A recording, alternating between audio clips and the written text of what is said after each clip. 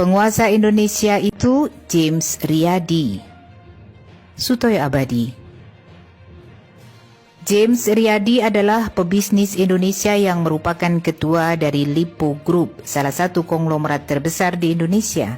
Dialah yang memimpin, mengendalikan, memerintah dan memutuskan semua skenario apa yang harus direncanakan, dikerjakan dan dimainkan oleh 9 naga untuk menguasai Indonesia saat ini.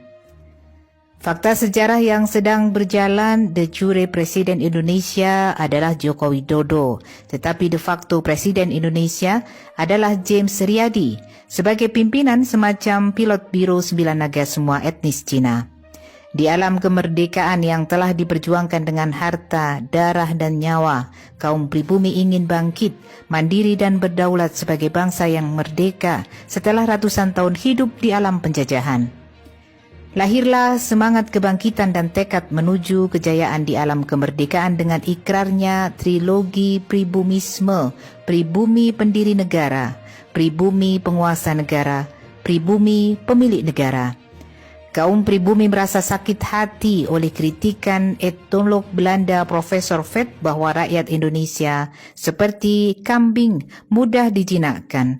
Bahkan Gubernur Jenderal De Jonge di tahun 1930-an masih juga berkata Belanda akan menjajah 300 tahun lagi. Sun Yat-sen mengatakan bangsa Indonesia sebagai bangsa yang tidak punya keinginan untuk membebaskan diri dari penindasan, ibarat a seat of Lausanne, bagaikan pasir yang meluruk dan rapuh. Kritikan dan ejekan di atas sangat menyakitkan. Tetapi apa yang terjadi setelah 76 tahun merdeka, Indonesia kembali dijajah kekuatan asing.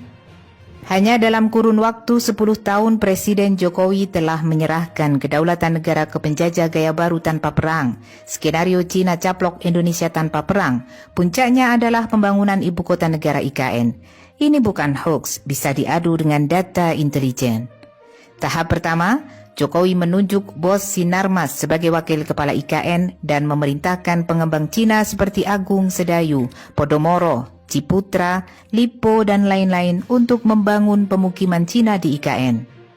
Tahap kedua, kerjasama IKN dengan Shenzhen City, Twin City sebagai konsultan tata kota agar landscape-nya sesuai pesanan Xi Jinping. Tahap ketiga, penduduk IKN dibuat mayoritas Cina dengan memindahkan jutaan suku Han dari Cina ke pemukiman baru di IKN.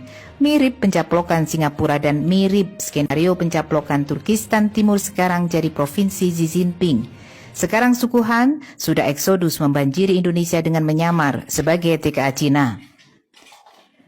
Sebentar lagi pindah setelah pemukiman IKN siap huni.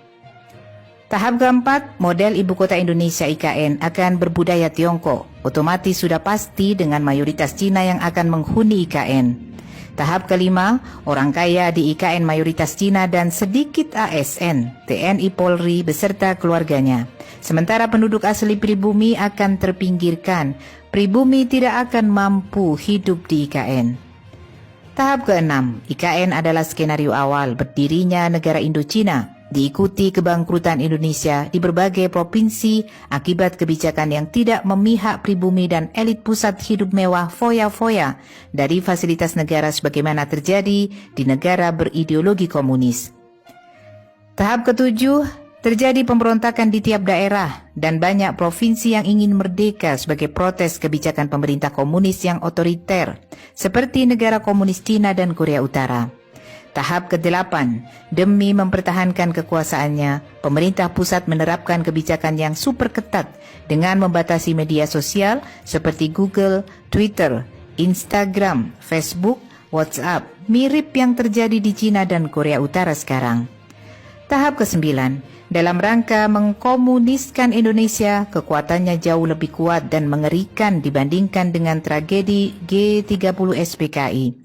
Sadar atau tidak, peranan Jokowi sebagai Presiden boneka RRC sangat sentral. Kedepan kejadiannya mirip Melayu Singapura yang terusir dari tanah kelahirannya setelah Cina menguasai Singapura. Bangun, sadar dan bangkitlah wahai bangsa Indonesia. Telat bertindak, negara Indonesia akan hancur dan punah.